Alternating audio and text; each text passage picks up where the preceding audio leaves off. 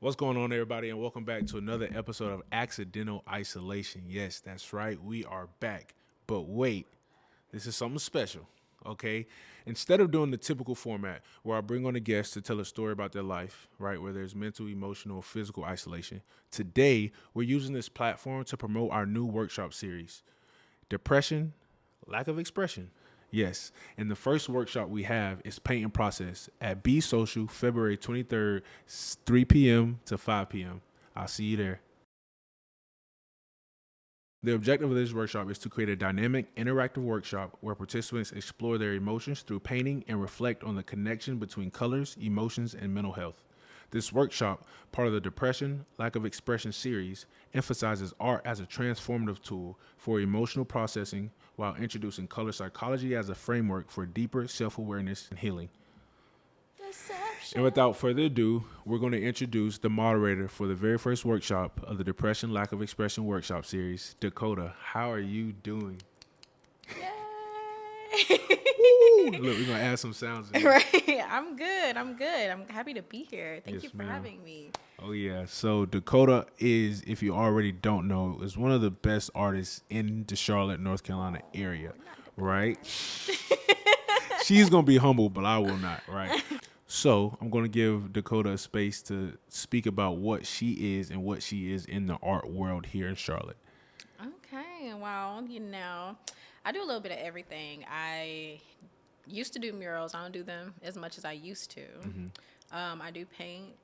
I am a children's book illustrator, which is like one of my favorites right now.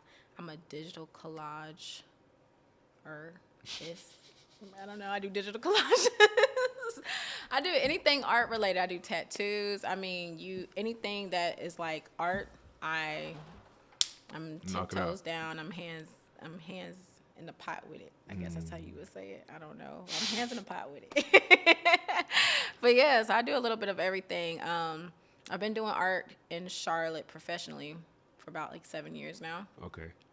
It's gotten me a lot of it's brought me a lot of joy. I should say it hasn't gotten me joy, but it's brought me a lot of joy, just to be able to do what I love and to share it with people, whether it be with a tattoo, like a children's book, anything that I can share, like my love, my passion for with art, and being able to spread that with other people and share it with other people. It's a beautiful experience. So yeah. So, you all just met Dakotah, and she will be the moderator for the February 23rd event. So, she's going to be able to lead you all through this workshop as we explore our emotions through painting and we process them. So, what we're going to do here for you today is show you a little bit of what that workshop looks like.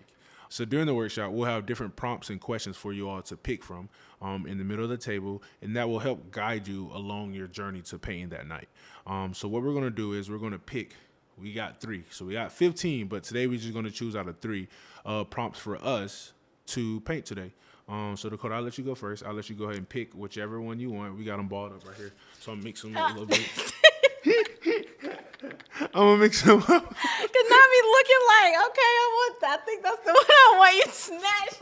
Oh my gosh. There we go. We're gonna mix it up, and like we're mixing it up for the simple purpose of the randomization, right? Because we don't always know what our emotions are, what emotions gonna kick in and what's really gonna happen. So when you show up on February 23rd, we gonna pick a random, cool. and we're gonna let that guide us. All right, which one you want? Which one you want? Hopefully she get the one she wanted, y'all. Look, she trying to read them.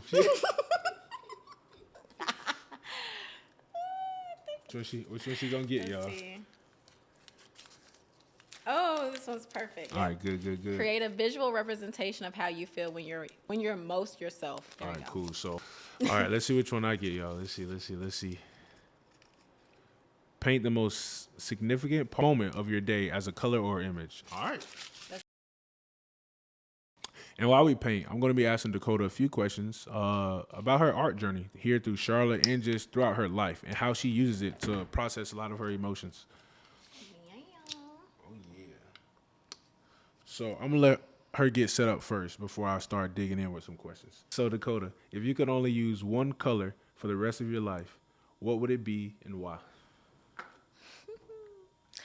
I think I would use red. Red. Okay. Yeah, I don't know why. It's like red is my color. Like, it's not my favorite color, but it's a color that I love. It looks good on me, for one. Two, it's just something about the color that just really pops out to me.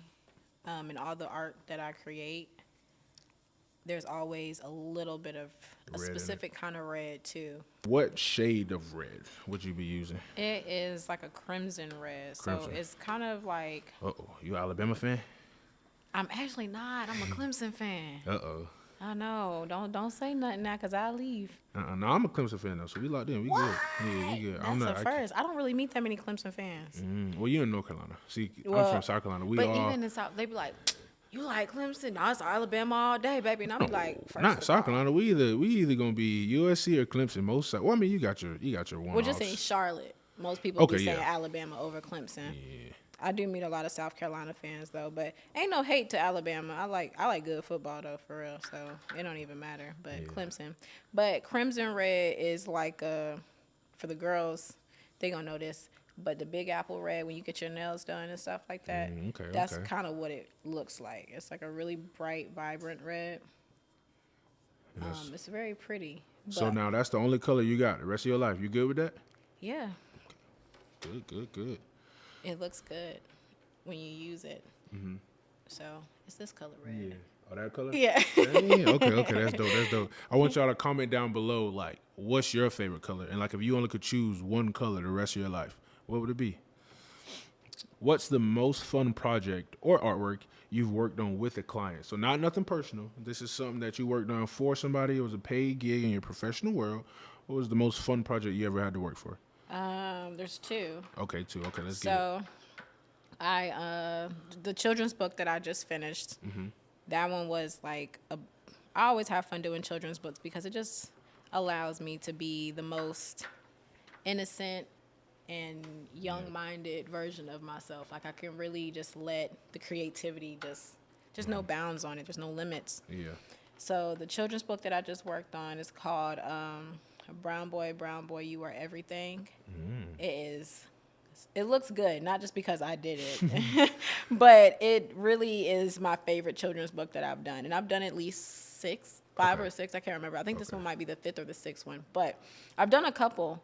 And I love all the ones I have done because there's different styles of illustrations, different stories. But this one, there's something about it, man. It's just something about it. So how does children books, the illustration for it go? Like, do they kind of tell you how they want the illustration, or do you, based on the story or based on like the theme of it, kind of pick an illustration?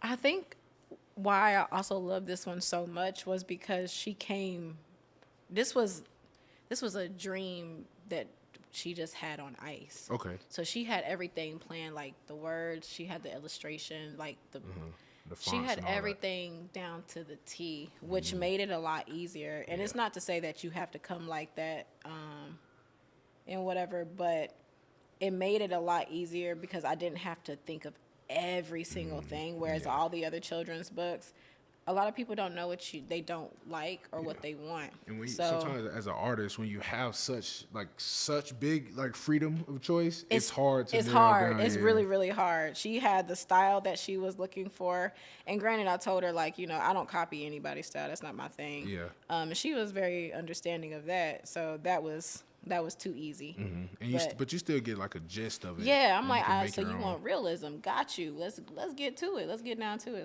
Let's have a good time. Realism with a little bit of whatever. Like we could do it. So I really enjoyed that. That was a lot of fun. It looks really good. Is this one out yet? Not yet. It's in the works. It is in the works, but I'm so excited to be done because the more you look at something, the more you're just like, oh my God, I just want it to be over now so it can like be out and whatever. But it looks really good. I'm very happy. And then the other one is my bro Frankie. He's a artist here in Charlotte as well. He got hired in Nebraska. Not Nebraska. Was it Nebraska? Omaha. That's Nebraska. Yeah. He got hired out there to do a project, and he hired me and a couple of other artists to help him. And one thing he's good for is like bringing strangers together. So some of the people I knew, some of the people I just didn't know at all. Yeah. But it was random artists. We all came together to help him on this project. And it was the most fun ever because everybody, like, being in a room full of creatives is just one that's like unmatched. Like when everybody's like the same kind of passionate, just like it's just like a ball of fire, and everybody's just going, going, going. And then when everybody gets quiet, you already know everybody's thinking of something and trying to figure out. Yeah, you know. So it's like just seeing how like it was Nebraska was. I ain't gonna tell you everybody just ain't got nothing to do, go to Nebraska. I'm not gonna say that because Nebraska's not one of those places you just go to. Yeah. Omaha is really not something like, I want to take a trip to Omaha. Nobody's out here saying I'm gonna go to Omaha for New Year's, like, you know. But like Omaha, it has a special place in my heart now because it's just, if you've ever been to Asheville, Omaha's like a bigger Asheville. Okay. Yeah. And Omaha has like a lot of Native Americans, and the land just feels like different out there. Like the people are really, really nice, which I was like surprised because of course when I got off the plane, it's like a really small airport. There's not that many people there.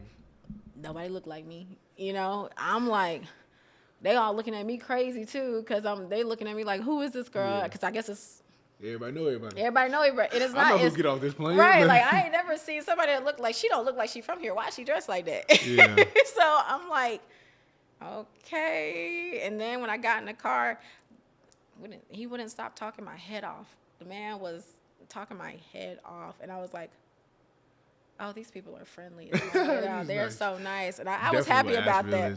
Yeah, I was happy about it, but I was like, definitely taken aback because I was like, I don't know what to think. Is he gonna be nice? He gonna kidnap me because I'm black?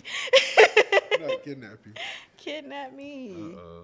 But those are like my two favorite projects that I've done. Oh, and the Black Lives Matter mural. I did that one years ago. Oh, during COVID or during the protest you did? Yeah. No, that was dope.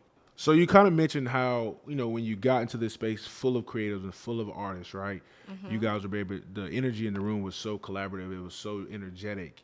So on February 23rd, we're going to be in a room full of artists, right? No matter your skill level, right? Someone like me who's painted twice in his life outside of K through 12, right? Or someone like her who's been professional, been paid to paint, right? We're all artists of some sort, right? Yeah. So when we get in this room, one of the big questions I want to know is like, how can a simple painting session open up a conversation about mental health that are often hard to start? Oh, I think there's two things happening in your brain when you're painting. Like you're using the right side, which is the creative side, right? So you're painting, you're letting things just flow and be. And then when you add in your emotions, now you're using reasoning. Yeah. So it's an opportunity to use both sides of the brain, but using more of your right side, which is the creative side, right? Which may open up, right? A big phrase I like to use is like exposure equals expansion, right? Yeah, absolutely. And within that, it's like perspective. So if you're using the right side of your brain, you're in that free will, the artist, you know what I'm saying? You're in that space already. But you could still use your logic as we ask certain questions that deal with mental health, right? So it allows you to use and think through the mental health, which is the left side of the brain, right? Your logic side of your brain. It allows you to use that with the oversight of the artistic and the freedom side of your right side. Yep, and that's exactly why it's like, that's why art therapy is such a big thing, regardless if it's with painting, with music, or whatever the case may be. Art therapy is, I mean, even down to like people who have Alzheimer's. My mom gets on me all the time about how I say it. She's like, there is no T in Alzheimer's. And I'm like, girl, Alzheimer's. It's Alzheimer's. Oh, yeah, really? I think I say Alzheimer's too. Nobody says Alzheimer's. Because it ain't all. Ain't not one T in there either. And we all just say everything. That's the ALV, A-V-E. There we go. Literally. But it's the same thing with people who have Alzheimer's, right? Like early onset dementia. They use a lot of music therapy. They use a lot of art therapy, music therapy, and stuff because what that does, it triggers the brain to remember certain things, or it starts to like invoke certain memories within the body and all these other scientific things that are so beautiful about the brain. But all that to say, like, art therapy is important to mental health. Yeah. Art therapy is a huge part of mental health. Just like how when you have psychologists who use play therapy for children, art therapy is the same thing for when it comes to a sense of like you don't know what to say, so you can paint it. And There even you if go. Yeah. if you don't know what to paint, you're gonna go for the colors that represent how you feel the most. Yeah. And And if you have a prompt, you have a prompt, it can help guide you. it help guide you. Like my prompt, create a visual representation of how you feel when you're most yourself. Yeah. I'm going to create something that makes me feel like I'm most myself. And I can explain why I created it. Yeah. It'll help me put words to feelings, or feelings to words, Or images to words. or images to Right. words, yeah. And it's like you said, it's like just another way to express yourself. Yeah. Because oftentimes, right, and that's the reason I created the theme depression, lack of expression, right? And you'll see it in the title. It's not me telling you that it is the lack of expression, but it's almost framing it as a question. Right. Is it depression, or are we lacking expression? Right. And that's a big reason for these workshops, is like just to find new ways to express ourselves, whether we're going through a depressive state or just in general, if we feel like we need to express ourselves in a different way than talking, All right, boom, this is a dope one. All right, so Dakotah, if your art could talk, what would it say about your emotional state? Now, this doesn't say right now, so you don't have to speak about maybe what you're going through right now. This could be in general. If your art could talk, what would it say about your emotional state? Ooh. I really love that question.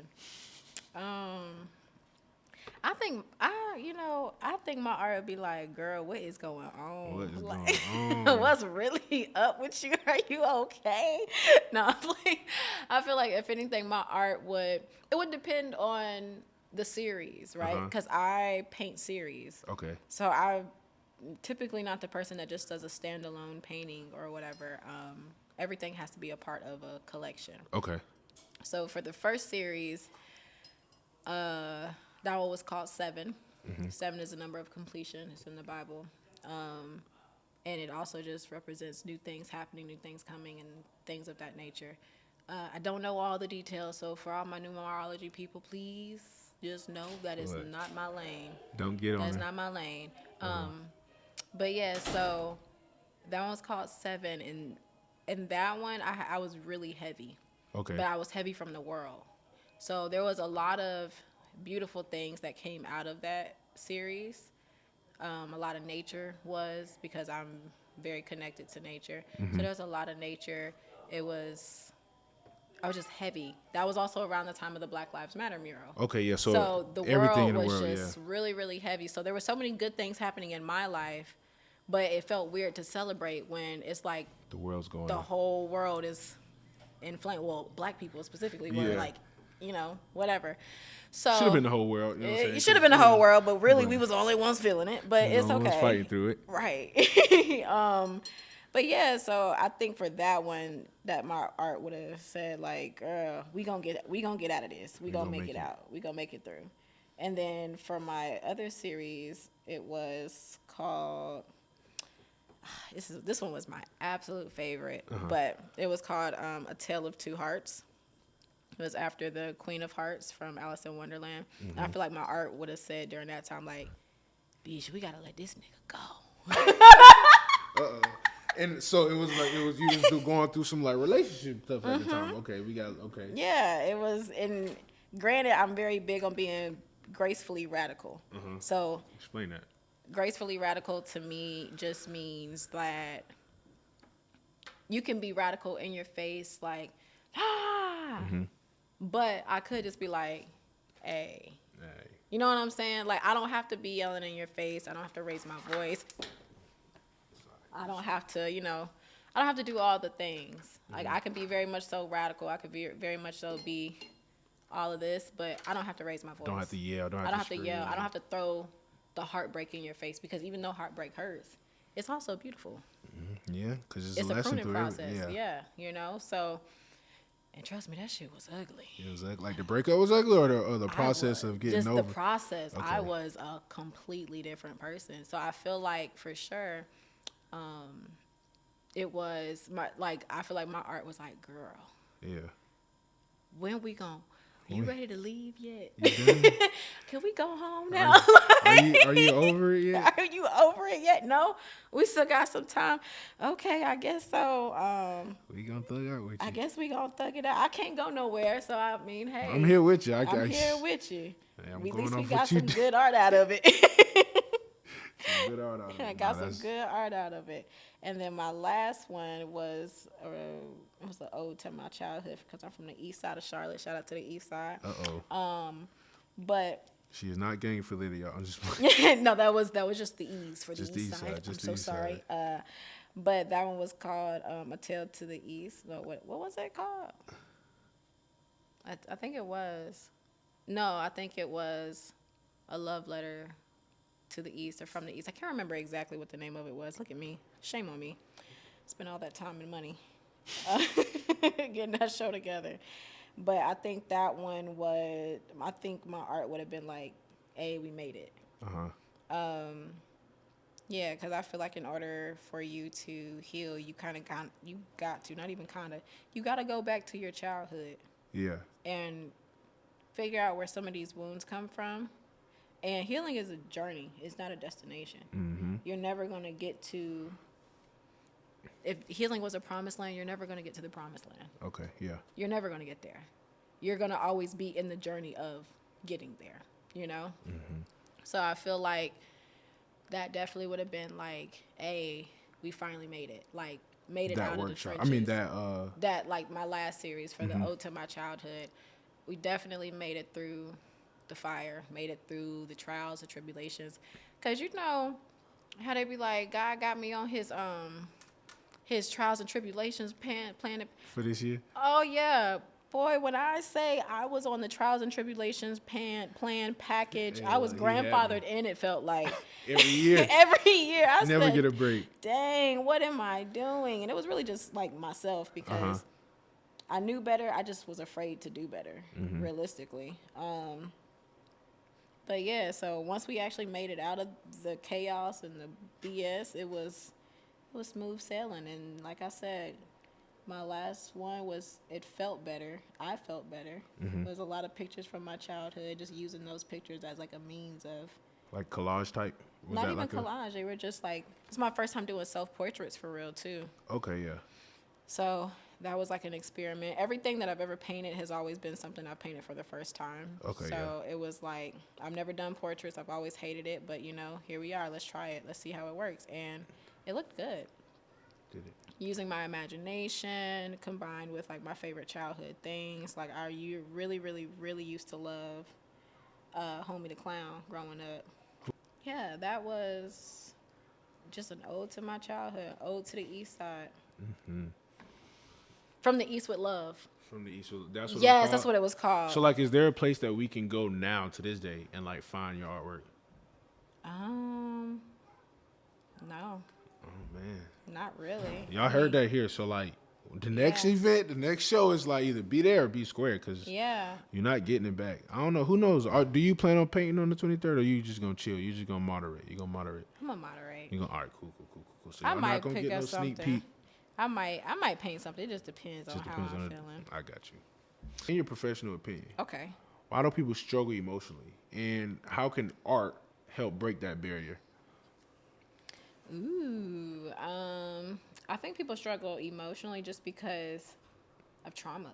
Trauma? I think we all have something that holds us back from being 110% ourselves, whether it be like fear of judgment, it be fear of letting people down, fear of not being perfect, whatever the case may be. Like I feel like we all have something that holds us back from being 100% ourselves, which in turn like leads us to being people pleasers or not being able to express ourselves, or like more so being afraid to express ourselves in a way.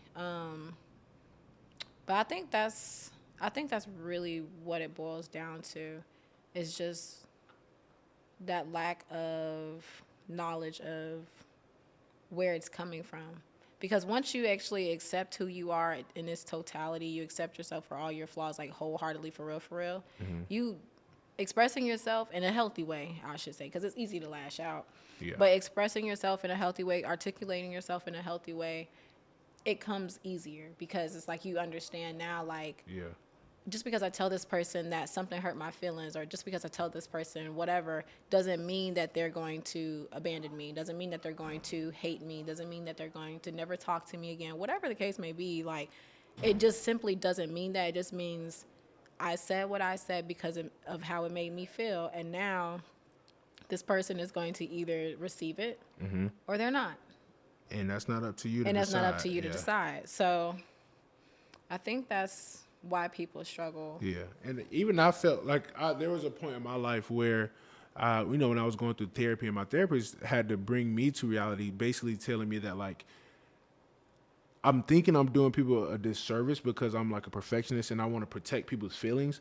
But in reality, you aren't protecting their feelings. You're punishing them, and you're taking away their human right to feel the full range of emotion. Yeah. For me specifically, it was within the past relationship. I would think like, hey, I'll take the blunt force of everything, right? If Yeah. we're having a problem. So that person can always be happy. That person doesn't have to worry about stress. That person doesn't have to worry about all these things. But in reality, one, I'm ruining myself because that just leads to resentment. And it Yeah. also leads to just things building up in myself. And two, I'm doing a disservice to that person because they're Yeah. entitled to feel the full range of emotion. And by me doing what I'm doing, I'm taking that away from them. Absolutely. And like I said at the time, like I'm thinking I'm doing good. Like, hey, like she's happy, they're good. But in reality, it's like my therapist had to say, it's like, nah, you making things worse actually, right?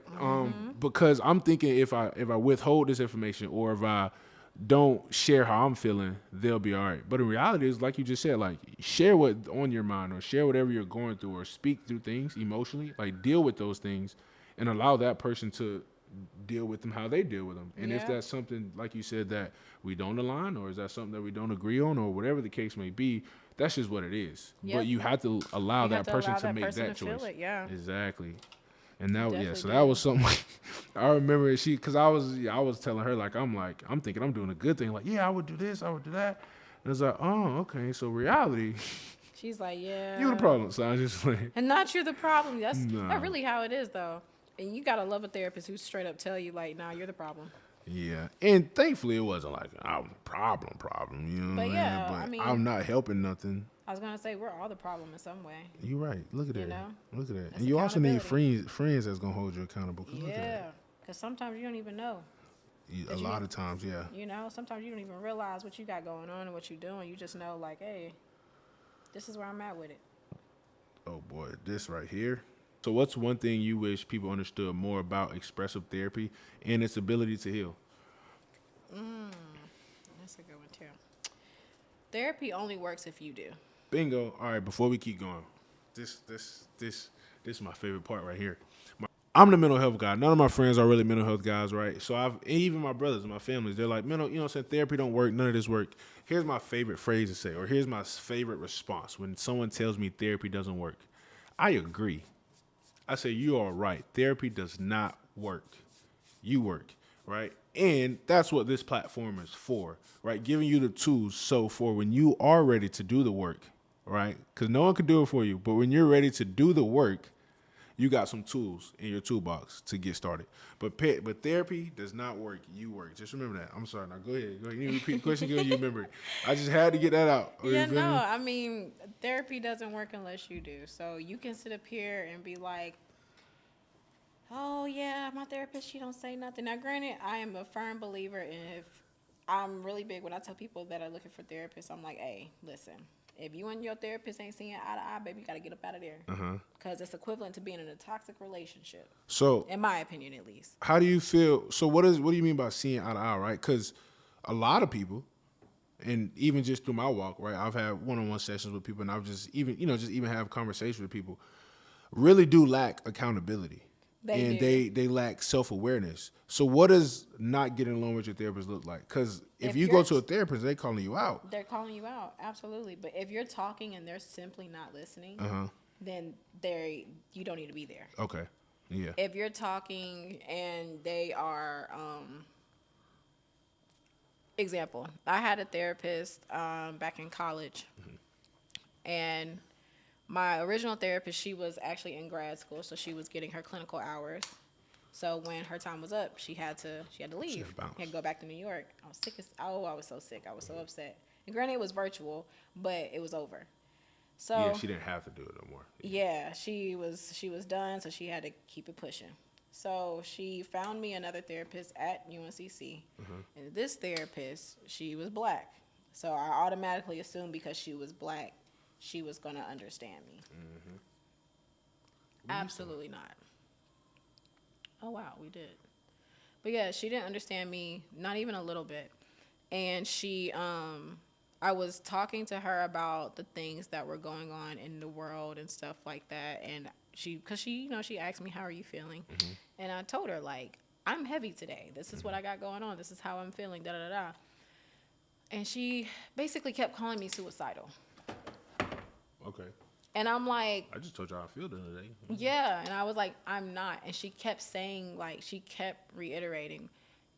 And I'm like, that's not where I'm at. I didn't say that. I'm very aware of who I am and where I am and stuff like that and what's going on. But you asked me a question and I'm answering it. I'm not suicidal. I'm just saying, like, it really just sucks that these things are happening in the world and it just weighs heavy on me. And she's like, okay, I'm like, bitch, what the heck does that mean? What are you saying? Hey, like when the therapist over there start writing Yeah, notes. and she really was. What you writing? I was in her office, and I was literally sitting there like, lady, if you don't tell me what you writing down, I will flip over every table in this, and then Until I'll I give you forget. something to prescribe me for. How about that? You want to I'm play gonna with me? really be look. I ain't gonna be suicidal. I'm gonna be something else. Right, Keep messing exactly. with me. I'm gonna be a real problem to you then, huh? But yeah, so after that, I reported her and stuff like that because, she wasn't a good fit. And let me rephrase, I didn't report her like try to get her in trouble, but I quit the service with her. Okay. So of course when you quit, They ask you why. They ask you why. And I'm like, oh, because she doesn't listen to me. I was saying this and she kept insinuating it was something else and it just was really stressing me out, whatever. I told him. And Carlene, which was my therapist, the one that was in grad school, she reaches out to me randomly and she was like, how did everything go? And I was like, it went terrible. It went terrible. Where did you find her? I have an attitude. Now I have a bone to pick with you. It's your fault. And she started laughing and she's like, I'm so sorry. I really just wanted to check in and da-da-da-da because, I had to make sure everything was right and I wanted to find the right person for you. I wasn't sure, but I knew she had the training and what you needed. And I'm like, girl, says who? She might have the certification, she might have the degrees, but she doesn't have the experience. She doesn't have the people skills. Like, she's actually a terrible listener or whatever. Then come to find out she actually got fired. Oh man, from that. Yeah, from the school's firm? clinic. Yeah, 'cause she Okay. worked at UNCC, but Oh, she so actually got fired. Yeah, she got fired, and I was like, good, rightfully so, because. Granted, let's say I was somebody who was. Because if she got fired, you weren't the only. Like, Yeah, you I weren't wasn't the only one person complaining. that. If I was suicidal, you keep telling me that I'm suicidal and Gon- you keep speaking like make me negative drunk. into me. Like, she was speaking so poorly into me. Like, Yeah. and I'm like, thank God I'm not. Because Yeah, if 'cause I of- was, I would ready to go home and, like, anything could have happened. So I'm like, if you're acting like this with me, like, you don't need to be here, sis. You Yeah. don't need to be here. So yeah, but saying all that to say, if your therapist doesn't listen to you, your therapist is making you feel crazy, then you don't need to be there. But also too, make sure you're going to therapy when you want to go, when you're ready to go. Because once again, you do the work. So if you're going to therapy just because people are forcing you to go, or you're Then going you're not to going to therapy, do the work. and you may not be ready to do like, and there's a fine line from like knowing when you're ready and knowing when you're not ready, because like some people avoid therapy, right? Yeah. So like there's a fine line of like really truly feeling and understanding your body and your mind and understanding where you are in this world, in this space, to know if like therapy is what you need right now, and you just don't want to go, right? There is a big difference, but like you said, like going when you know you need it and going when it's right in the body and when you're ready to do the work. Yeah, you have to be ready. The main thing is being ready to do the work, because that means you're going to be ready to receive whatever it is that the people are saying, what your therapist is saying. And then you also have to be open-minded, because I work with some guys who are like, I want a male therapist. Baby, guess what? Yeah. A male therapist, hard to come by. A black male therapist, Even very harder. hard to come by. A black male therapist that is in your age range, super hard to come by. Yeah. So you either gonna take old man Carl, or you're gonna take what's the black lady's name? Tabitha. Tabitha. Okay. I ain't gonna lie, I'm going with Black Mama every time. Like, you're gonna have one or the other. And it's not to say that black Yeah. therapists, like, in a certain age range don't exist. Like, our age range, they're becoming more, Yeah. they're becoming more prevalent. But it's very hard to find them. And It's one that hard. works for you. Because Because and that's It's what I not- try every to tell therapist not for people. you. Like, if you're somebody who has experienced a lot of trauma in life, then you do need a trauma therapist. You can't have a mental wellness coach. yeah. Those are two different things. Yeah, because They're not experienced in trauma. Mm-hmm. There's 1,000,001 certifications that one can get to become experienced in all these things, and have the correct trainings for each one. But at the same time, like, your wellness coach is not your trauma therapist. Those are two different Yeah, things. exactly. Because there's different things happening in the brain when there's trauma. That's coming from development. That's coming from when you were a child now to your adulthood. That's unpacking what happened. Like, if we go scientific, let's unpack what happened Yeah. to your brain when you were 5 years old. Exactly. And From how it developed. how it developed from when you were 5 in a trauma-filled household and all these other things. Now you're 25. Now you're 40. And never talked about And you those never things. talked about it. So now we really have to do the work to undo all the trauma that you endured. Your wellness coach is not going to do that because they don't know what that means. That's literally that simple. So, I mean, but that's one of the things that people don't know. People don't know that. Like, they see, oh, this is a black therapist. She's a black woman. I want to work with her. And then it's like, oh, it didn't work out. And then I went to therapy once, and it just never worked out. So I just didn't go back. I didn't want to go back because I just feel like, what's the point? The point is, you didn't choose the right therapist. You didn't choose the right therapist. You didn't choose the right therapist. But, like, how are people supposed to know? You know? That's why mental health therapists consultants are important too. Boom. So, like you just said, like, you kind of just segued us into the next segment, saying how, like, people need consultant, right? Because my biggest thing is, like, exposure equals expansion. Yeah. A lot of people don't know the difference between a mental health coach and a trauma therapist and you know what I'm saying? Yeah. All the different varieties of therapy, especially if it's someone who doesn't go to therapy. Yeah. Like, they're just like, They okay, that's it. definitely don't know. They They're just say, like, "I it's all need the same therapy, thing." so let's go get some therapy. So it's like, I need someone to help me and figure out what therapist I need to go to. Yeah. So I know someone who was like, I can help people find the right therapist. And the craziest thing, that person's right here. So, Dakotah, let's talk about in the recent years. Well, you've always been doing it, but let's talk about in the recent years the company you just built, and now you're thriving in. Let's talk about Joybridge. Okay, so Joybridge is I'm gonna call it a project. Okay. Because it's working on me as much as I'm working on it, if that makes sense. Okay. So it is a heart project, is what I'm gonna call it, because it's just passion. I love helping people, and this has been in my heart for years. I just didn't know what to do with it. Like, it came to me a long time ago, but it came to me in a different way. Okay. It came to me as a clothing brand. So I was like, oh, okay, so we'll use this money to help fund and, like, give back to therapy, to therapists, or whatever, to help people find whatever. But then it became like a thing of trying to find the right, because I'm really big on, like, holistic and natural and all these things that I ask myself daily, like, why do you do this? Because it's so much more expensive. Yeah. It's so much more hard to outsource. But I couldn't find someone to, like, drop ship, getting the merchandise in to get people to, like, it was just so much, so many moving like getting parts. the clothes and all that stuff. Yes, the colors that I absolutely loved and I went with, they stopped. They just randomly decided, hey, we actually don't want to sell this color anymore. And I'm like, what? If y'all was making money off of it, I know y'all was making money off of me. Exactly. So why y'all where y'all think y'all going? Let me follow the train. Yeah, because wherever you send them colors to, I'm gonna get going off with with it. them. Cause no, but yeah, so came to me as a clothing brand, and then it stopped, and then randomly one day I had this wild hair up my ass, as I love to say, and it just was like, oh, mental health coaching. Mm-hmm. I gotta help people find a mental health. Like I have to help people. And next thing you know, as soon as I said it, like me and God got this connection to where when I say things, when it's like on brand, he's like, finally, my child, wake up. You found what I was Ting, telling. light bulb. So I was like, okay, cool. And the next thing you know, people keep hitting me up. Like I know one girl in particular was asking me questions about her son, and then I had another friend who was asking me a question about her daughter because her daughter's on the spectrum. And it was just like, Oh, that's bad. ooh, wow, this is. I'm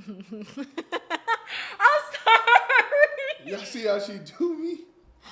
You said it, and I looked, and I was like, no, and I was Because like, I don't know what happened. I don't know what happened. I really don't know what happened, y'all.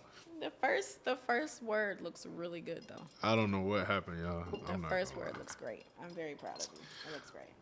But yeah, so I was helping my friends on Instagram, kind of like with their kids and whatnot, and then it just was like, okay, I have to get paid for this, like because I am spending a lot of time helping people with resources and whatnot, and I don't mind it. Yeah. But at what point do we say like, all right, like Yeah. you've spent 4 hours looking at things and talking to people? Are you crazy? Yeah, and I think that's something we struggle with a lot in the mental health community is like wanting to do a lot of things because we care. Because most people that get into the mental health field or space get into it because they care. They care, you know. So it's Yeah. like, and I think a lot of people also get into it because they want to make it accessible.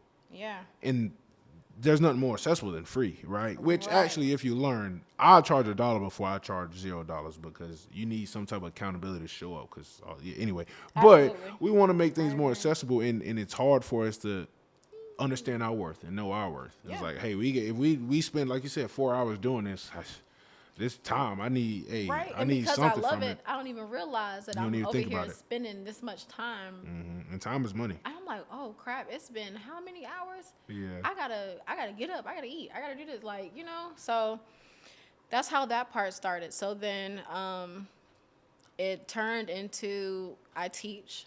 So it turned into me, teaching the students and whatever. I teach psychology. So it turned into me talking to kids about psychology. I keep saying kids, they're not all kids, but it turned into me, talking about psychology, being open, being really helpful and resourceful. And the students are like, hey, I actually want to be in psychology too. Can you help me figure things out? And I'm like, Yeah. duh, what the heck? Of course. My mentors helped me, so it's only right that I help you. Yeah. And at first, I thought about charging for mentorship, but when you say it out loud, it sounds ridiculous. Charging for mentorship. Charging for mentorship is insane. Like, could I sell like a handbook if you don't want a mentor and you want to buy like a little all the ebook or resources, a something. little ebook? I would rather do that, and you can help yourself. Yeah. But Like a one-time fee. right, but if no, I can't charge for mentorship. It didn't feel right in my soul. Like it just felt so, ugh, I don't like it. So yeah, now we started the mentorship program, and I have 3 mentees. One wants to be a psychiatrist. Okay. One wants to be a clinical psychologist, and one wants to be a neurologist. So it's mentorship for the psych and neuro space because I am in research and I was a neurology research assistant, but I also work in psychology. So it's in both spaces because I have the connects, I have the resources, I have the knowledge and the information. So it turned into that, and that's where we at. That's what we be doing. So for our last question, more about Joybridge, right? How does Joybridge aim to make mental health services more accessible and inclusive for underrepresented communities? This is going to sound so crazy. This is going to be your truth. It's my truth, though. This is my story. But I don't have a plan, Okay. right? I have a foundation, and I have the pillars. I have the consulting, because eventually with my consulting I want to be able to be in businesses to help them create wellness spaces for their businesses, because you want us to work hard, however we hate it here. So let's figure out how we can keep the wellness in the space so that way we can have more productivity at work, right? Cool. So we have that pillar, we have the consultancy pillar, we have the mentorship pillar. Okay. I'm actively working in that space because that is easy. That's easy, it's accessible, it's free. People need help, they ask me questions, I'm here. We have the, now granted down the line, this is like where the research fund starts to come in, where I would like to be able to get funding to help researchers, help psychologists, whatever the case may be, help anybody in the space fund their research projects, fund their, even if it's like a big one, it's a small one, whatever it is they need help with, I would love to be able to do so. So like those are the three main pillars. So I feel like I'm in the space to mentor right now, and that's where we at. So that's where we gonna focus on. But I guess the way that I make things accessible is I just keep, like, mentorship is a part of my mission. So you got questions, ask. Yeah. I'm an open book. Yeah. You have questions about anything, you can hit me up, and it's just like, all right, let's talk about it. Let's set something up so we can talk. What you want, what you need. And if I don't have the answers, I'm real. I don't know. We're going to let you know. We're going to try to you take know. it to the people who got the answers. Right, but for, Yeah. like, you know, there's been a couple of questions that my, like, mentees have asked me, and I'm like, I ain't going to hold you. I don't know that. I don't know that. Yeah. But you have, like, most of my mentees are also in school, so they have advisors. But most advisors, when you're in the psych and neuro space, most of the advisors are simply just, like, advisors with a degree in psychology. They don't actively work in the field because their higher education degree is like a higher ed degree. Like, it's not a psych or whatever the case may be. It's like administration or actual advising and counseling and stuff like that. So it's not a problem, but it's like if you have somebody who actively works in the field, I could tell you about the field. I could tell you the ins and outs. I could tell you the nitty gritty about PhDs. And I'm throwing shade at all the people that I've spoken to already. But I can tell you about the PhDs, but like as far as some classes and core classes, what's going to be accepted, that's where I'm tied, because I also don't have access to y'all's database. And then you got that. Yeah. At You that know, point, go talk to that- your academic administrator. So that way y'all counselor. can talk about it and then come back to me and we can set up a game plan and then you could take that back. And that's what we usually do. Yeah. So it's crazy because I'm literally working with their advisors and they don't even realize that I'm working with their, like, the advisors don't realize like, oh, this is where she's getting this information from. But yeah, so like how I make it accessible is mentorship and just being an open book, like hosting events as much as I can. And just creating a community around Joy Bridge. Like I'm having an event March 8th for my mentees, so they can all meet. Just 3 of them, but there's other people who DM me who are like, hey, I'm Who wanna actually be a interested mentor, and stuff like that. So I have friends who work for CMS who have students who also want to be in the psychology field. So I'm going to share it with them. So we'll actually have a room full of psych and neuro students. Yeah. And I think it'd be dope. And like my mentees, they already said that they want to be they'll mentors come. and stuff like that too. So they can, you know, everything that I've helped them with, we can kind of just like iron. I'm really big on iron sharpens iron. And I always tell my mentees in the meetings, like, my goal is to get you ahead so you never feel behind. Yeah. Because you're black. Like, black in this space is different. Yeah. Like, you know, it's different. You're not respected the same. You're not looked at the same.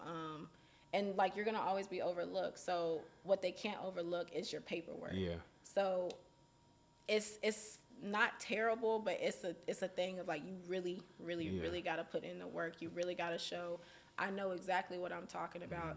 You might not be interested in research, but guess what? Yeah. When you work with me, you're going to do research. You're going to understand research. You're going to understand how to like do research, because what will set you apart is if you know how to do those little things that they're going to want to help with down the line. Exactly. Even And we if need y'all to do that. We need y'all to do the little stuff, because they're going to try to gatekeep us from this space. as much as possible. And we need y'all That's why even I'm more, swinging and kicking. because we need y'all to come help all of us. You know what Yeah. I'm saying? So we need y'all So, even yeah. more. Definitely. So it's like, I mean, and the more that we work together, they start to realize the importance of research and what it actually does for them and how it helps them become a better student too. Because there's research in everything that we have to do, especially when you're getting a graduate degree. There's gonna be a little bit of research, Yeah, in no everything matter you do. what. So it is what it is. But that's how I give back. Mentorship. All right, so you good? Yeah. You finished? All right, so this is what we made. So I'm gonna let her reread her question, discuss her painting for a little second, then I'm gonna dive into mine. Create a visual representation of how you feel when you're most yourself. So I drew a heart. Well, I painted a heart because I feel like I'm most myself when I'm operating out of my heart.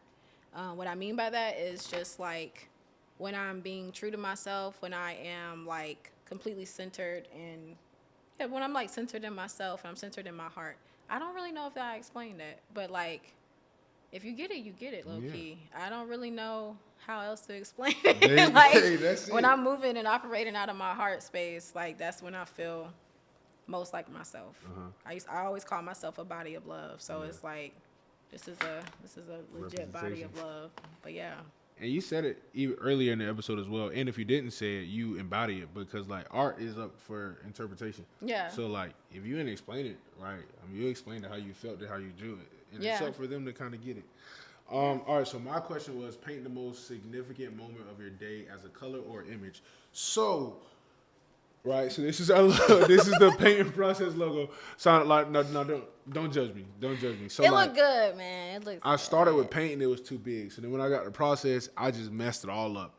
And this is what we got, right? I feel relieved because I was able to express myself and get it out, right? And this was the most important part of my day because I got Dakotah here. We're having this podcast to help promote our workshop on February 23rd. Yes, sir. And we're recording this episode. Like, so this was exciting for me. So I want y'all to know Sunday, February 23rd at Be Social, 3 p.m. to 5 p.m. Me and Dakotah will be leading you all through the workshop, Paint and Process. So I want you to tell them, right? Because I've done enough talking, right? But I want you to tell them why this workshop is important for them. It's important because there's different ways to express yourself, and I feel like there's a lot going on in the world right now. And we all need something. We need a way to express. We need to be around creative energy. Creative energy is healing. Creative energy is freeing, and it's actually a representation of love. For real. All jokes aside, so just a perfect way to get around some creative people, even if they're not creative, but just create, feel the love of everybody around, and just a little camaraderie. Oh, yeah. Yeah. So make sure you pull up to Be Social Sunday, February 23rd. 3 to 5 p.m. Be there or be square. Yes. So you heard it. You heard it there, ladies and gentlemen. Sunday, February 23rd, 3 to 5 p.m. The link is already in my bio. Comment below on any of these videos, and I'll also put the link in there. Sign up now. Spaces are limited, and it's a lot of limit. So be there. Yeah, feel free to follow me on Instagram, 11_11 reasons, or accidental isolation, which is this page, which you should already be following. If not, go ahead, follow it. And then the yoga page as well, CJ Yoga. And then you also can get any more information you need from Dakotah from... On my Instagram is Dakotah Aiyanna. It's a lot. DAKOTAH AIYANNA. Dakotah Aiyanna on Instagram.